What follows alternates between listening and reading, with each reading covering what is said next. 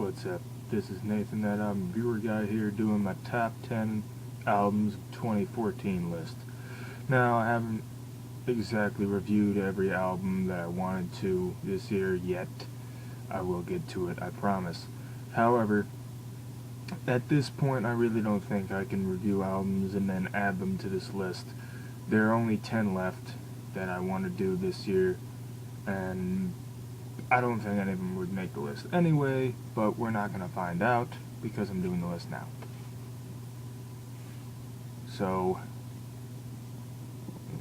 okay. So yeah, top 10 albums, 2014. I was going to think about doing top 15, but top 10. Why not? So at number 10, we have the new album from Godsmack, 1,000 Horsepower. This was the band's first studio album since their 2010 effort, The Oracle, and I enjoyed it thoroughly, very much so. I was a bit iffy about it when I heard the lead single, and which is also the self-titled, well, not self-titled, the title track. That's what I meant to say, the title track from the album. And I wasn't too keen on it the first time I heard it, but the more I listened to it, the more it grew on me. And there are other songs in the album that I enjoy, such as Something Different, Living in the Gray, and a bunch of others. It's just a great album from Godsmack. Really nice effort from them. Number 9, we have Puppet Strings from Fuel. Fuel is a great band, and they are back with their lead singer Brett Scallions. It's a whole new lineup for the band, though. But the old Fuel style is back, if you ask me. I mean, Torrin Green was a good singer in his own right. He did good things with Fuel and Emphatic. But, you know, Brett Scallions is the original lead singer. He did so much with Fuel. And this was Fuel's first album since 2007's album Angels and Devils with Torrin Green. And, you know, Brett Scallions is back in Fuel. Fuel's back in business as far as I'm concerned. This was a terrific album. Number 8, we have Sound of Change by the Dirty Heads. This was really the first effort that I listened to from the Dirty Heads, and I can't say I'm disappointed. I mean, I do know that they are mainly a reggae rock band, like 311 or something like that, but this album was a bit different from that, and I enjoyed that. I enjoyed the fact that they were willing to experiment a little bit, that they were willing to try some new things, and it worked for them, in my opinion. It was definitely a great effort from them. Number 7, we have Disgusting by Beartooth. This was the band's debut effort, and you know, Caleb Shomo, formerly of Attack Attack, not a big fan of Attack Attack, but this album was all about him. He recorded all the instruments himself, and it was pretty much just the story of his personal struggles, and it was a great one.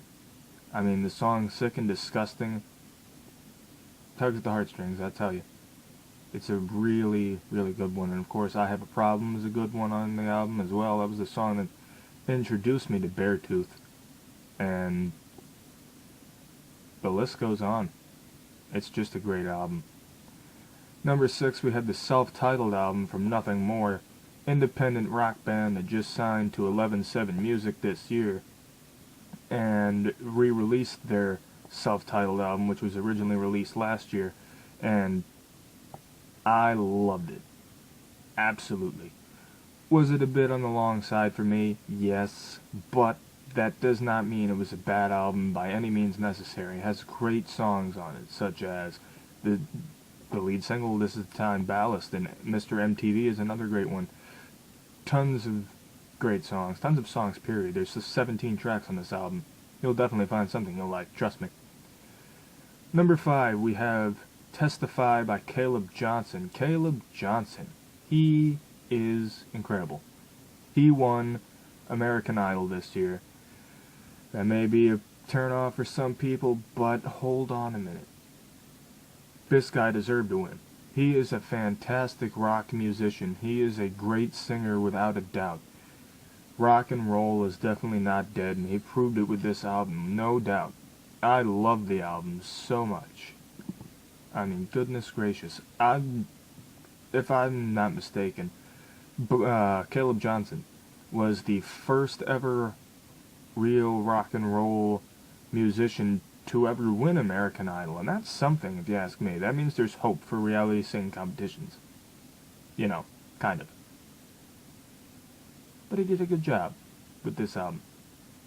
Number 4, we have the self-titled album from Royal Blood. This is another debut effort. 3 in a row. Royal Blood is a rock duo, which consists of a drummer and a bass guitarist. No electric guitar, regular guitar I should say, is featured in this band. It's just a bass. But it's a good one, no doubt. I have so many favorites on this album, such as Out of the Black, Figure It Out, and I've really been listening to 10 Ton Skeleton a lot lately. I liked the song at first, but it really grew on me even more. I mean, goodness gracious. Yeah, this was a great debut effort from the band. I did compare them to the White Stripes, I still do. And they're also, you know, like any other garage rock duo, or rock duo in general, I guess. The White Stripes, Death from Above, 1979 is another band I think of, and Royal Blood, just a good one. Number 3, we have Extremist by Demon Hunter. Yeah, this is a Christian metal band. However, they're definitely not your ideal Christian group. I mean, they even said themselves, they don't just talk about worship and everything in their music. That's not the type of band they are. They like to incorporate it in some ways, but that's not all they're about. They stay true to their faith, and they stay true to their music, separately, and together at the same time. However, they don't overdo it with the worship and the praising, the preaching, all of that in their music. They don't do that as much as you might think. No, this is just straight up in your face heavy metal, groove metal, alternative metal. It's all in here. Has some good songs on this album.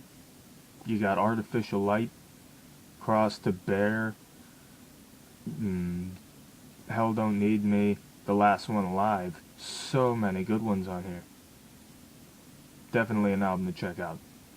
Number 2, we have another debut and another self-titled album. Killer Be Killed self-titled album. Fantastic supergroup. Fantastic supergroup Killer Be Killed is. Made up of members of the Mars Volta, Soulfly, Mastodon, and the Dillinger Escape Plan. Good stuff. You get so many elements in here. You get like a little bit of the prog element from the Mars Volta. You get the thrash metal vibe of Soulfly.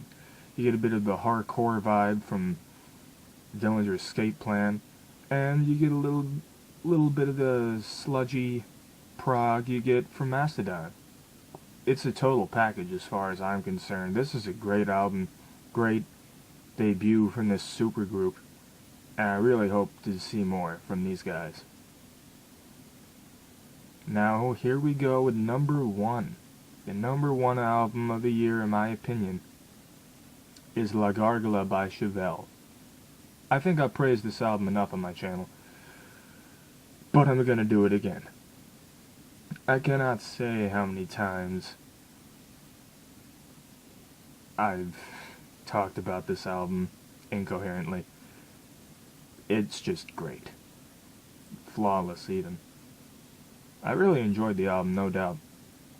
I mean, Chevelle is up there in a list of bands that I like, being my favorites. Not quite in the top 5, but they're up there. But yeah, Chevelle is a great alternative rock / metal, hard rock, whatever you want to call them, band. They They do it all. I mean, they experiment a little bit on this album. They have some hard-hitting tracks like Take Out the Gunman and Ouija Board, but they also have some interesting tracks such as Twinge. And it all works, it all goes together perfectly. Album has terrific flow, terrific presentation, terrific instrumentation, vocals, everything is on point with this one. I cannot get enough of it. That is why it's number one. That's why it's my favorite album of the year. Well, what did you guys think of this video? And what are your favorite albums from this year? I'm curious, let me know. My social media craps is down there. And I'll see you on the next video. Hey, I'm Reviewer Guy, signing off.